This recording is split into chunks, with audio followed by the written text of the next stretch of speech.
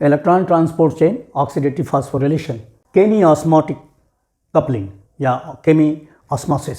इस केमी osmosis theory को दिया था पीटर मिचेल ने 1961 में। इलेक्ट्रॉन ट्रांसपोर्ट चेन हमें जो लाइफ प्रोसेसेस के लिए एनर्जी मिलती है वो ग्लाइकोलिसिस से मिलती है।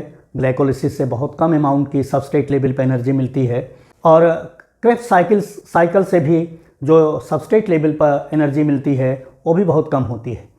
इन दोनों जगहों से, चाहे ग्लाइकोलिसिस से NADH का फॉर्मेशन हो रहा है या क्रेब्स साइकिल से भी NADH और FADH2 का फॉर्मेशन हो रहा है, या पायरुवेट जो है वो एसिटिल को एंजाइम A में कन्वर्ट हो रहा है, वहाँ से NADH मिल रहा है, ये सब आते हैं इलेक्ट्रॉन ट्रांसपोर्ट चेन में। क्योंकि एनर्जी की कंटिन्यूअल सप्लाई बनने के लिए, कंटिन्यूअस सप्लाई मिलने के लिए ये ज़रूरी है कि जो कोएंजाइम्स NAD+ और FAD हैं, जो रिड्यूस होके NADH और FADH2 बना है, इनको फिर से अपने ओरिजिनल फॉर्म NAD+ और FAD में रिटर्न होना है। यदि ये रिटर्न नहीं होंगे NAD+ और FAD में, तो फिर ये न ग्लाइकोलिसिस आगे बढ़ेगी न क्रेब्स साइकिल आगे बढ़ेगी। इसलिए इन कोएंजाइम्स का फ्री होना और फिर से सबस्ट्रेट्स को या मॉलिक्यूल्स को फिर से ऑक्सीडाइज करना, उनके बॉन्ड्स को तोड़ना और एनर्जी को लिबरेट करना, ये ज़रूरी होता है। इलेक्ट्रॉन ट्रांसपोर्ट चेन जो है वो माइटोकॉन्ड्रियल इनर मेम्ब्रेन में ए सीरीज ऑफ प्रोटीन्स होती हैं जो इलेक्ट्रॉन्स को कैरी करती हैं, और ये कॉम्प्लेक्सेस बनते हैं। ये देखिए, कॉम्प्लेक्स 1, कॉम्प्लेक्स 3, कॉम्प्लेक्स 4 और वो ATP सिंथेस जो कि 5th कॉम्प्लेक्स है। ये सब इनर माइटोकॉन्ड्रियल मेम्ब्रेन में पाए जाएंगे। ये मैट्रिक्स है और ये इंटर मेम्ब्रेन स्पेस है। ये लिपिड की बाई लेयर है। ये 2 लेयर जो देख रहे हैं, ये 2 लेयर को दिखलाया गया है। तो इनर मेम्ब्रेन में भी होगा और आउटर लेयर भी।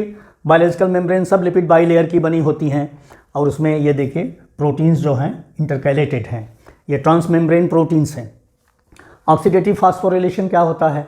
ऑक्सीडेटिव फास्फोरिलेशन जो है ये ATP का फॉर्मेशन है by the enzyme ATP synthase. ये ATP सिंथेज है, वो देखिए इनर मेम्ब्रेन पर लगा हुआ है। इसके 2 पोर्शन होते हैं।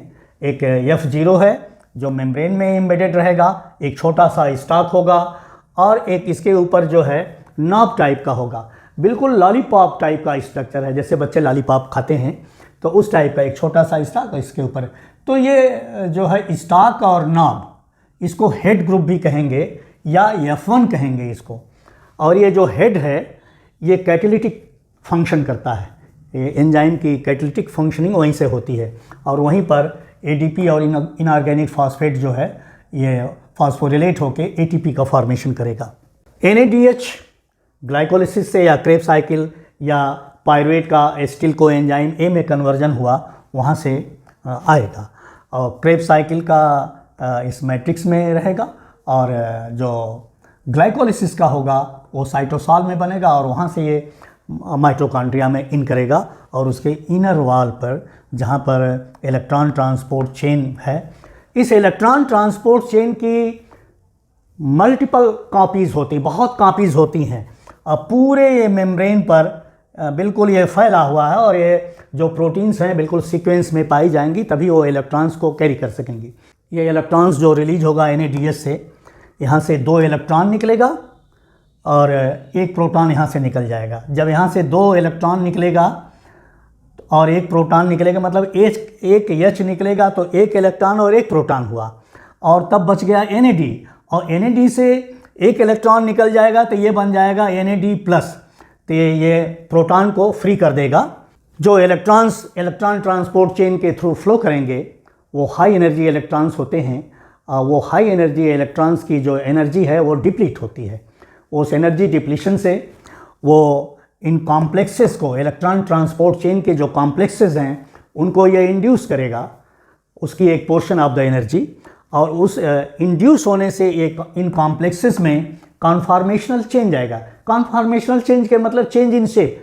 ये मल्टी प्रोटीन कॉम्प्लेक्स है, इसमें बहुत सारी इंडिविजुअल प्रोटीन्स हैं, और इसमें थोड़ा सा ये अपने शेप को चेंज करेंगी, और प्रोटॉन को पंप करेंगी इंटर मेम्ब्रेन स्पेस में। ये देखिए दोनों मेम्ब्रेन के बीच का जो स्पेस है इसमें पंप करेंगी। अब ये कॉम्प्लेक्सेस जो हैं ये प्रोटॉन मशीन की तरह से काम करने लगेंगे और प्रोटॉन को पंप करेंगे।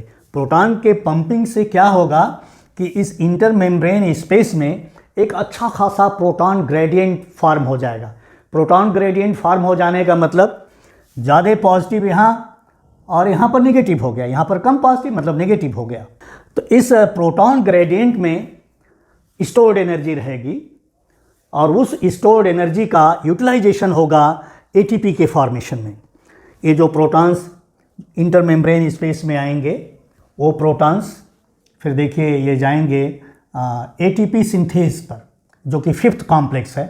इधर जगह नहीं थी तो मैंने इसको अलग बना दिया। तो ये 5th कॉम्प्लेक्स पर जाएगा और इसमें भी जो है F0 जो पोर्शन है एटीपी सिंथेस का, इसमें भी कॉन्फॉर्मेशनल चेंज हो जाएगा। ये भी अपने शेप को चेंज करेगा और इस प्रोटॉन्स के लिए इसमें पैसेज मिलेगी। और पैसेज में चूँकि ये यहाँ पर पोटेंशियल एनर्जी है, उस पोटेंशियल एनर्जी को यूज़ करते हुए इसमें चेंजिंग होगी इनके प्रोटीन्स में, और इसके इस नॉब के या हेड ग्रुप के कैटालिटिक एक्शन से जो प्रोटॉन ग्रेडियंट की एनर्जी है उसको ये यूज़ करेगा और उसको यूज़ करके कैटालिटिक एक्शन से एडीपी प्लस इनऑर्गेनिक फॉस्फेट से एटीपी की सिंथेसिस होगी। यही होती है पीटर मिचेल की थ्योरी, जो कि उनके प्रपोज करने के 1 दशक के बाद उसको मान्यता मिली विभिन्न एक्सपेरिमेंट से। तो पीटर मिचेल ने अपनी थ्योरी में कहा कि जो एटीपी का जनरेशन होता है वो प्रोटॉन ग्रेडियंट की एनर्जी जो अक्रॉस द मेम्ब्रेन है उसको यूज़ करके होता है, न कि हाई एनर्जी केमिकल ग्रुप्स के द्वारा होता है। ये जो इंटर मेम्ब्रेन स्पेस में जो प्रोटॉन का ग्रेडियंट फॉर्मेशन हुआ है वो इनर माइटोकॉन्ड्रियल मेम्ब्रेन को ईजिली नहीं पार कर पाते। ये इनर माइटोकॉन्ड्रियल मेम्ब्रेन इनके लिए परमिएबल नहीं है। तो ये क्या करते हैं, यहाँ के जो प्रोटॉन्स हैं वो अपने को फिर से मैट्रिक्स में री इंटर करते हैं और री इंटर होगा वो एटीपी सिंथेस के द्वारा। यहाँ भी देखिए एक बहुत सिंपल डायग्राम बना दिया है उसी चीज़ का। ये जो है यही चीज़ यहाँ है और यही चीज़ वहाँ पर है कि कैसे इसकी फंक्शनिंग होगी। ये प्रोटॉन मैट्रिक्स में आ जाएगा और इस तरह से ये चेन, ये एनर्जी जनरेशन की प्रक्रिया चलती रहेगी।